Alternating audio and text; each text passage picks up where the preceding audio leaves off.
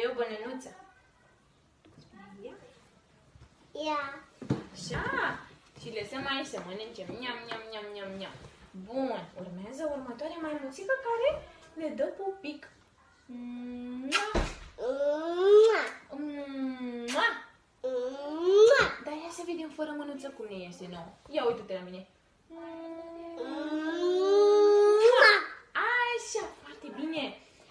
Vreau și eu banană. Dă și tu banană.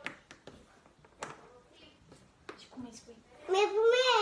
Nu, maimuțica zice mulțumesc, dar tu îi spui ia maimuțică. Ia mățică. Așa. Vine următoarea maimuță care rotunjește gurița.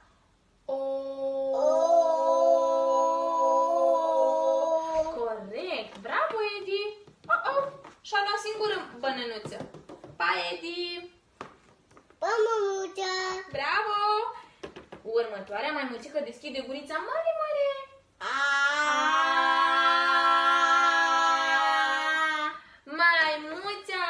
Maimuța înfometată vrea banană. Ia banană.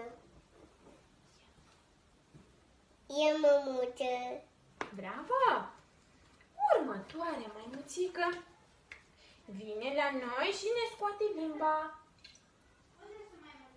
Așa, uite, maimuțica își atinge bărbia.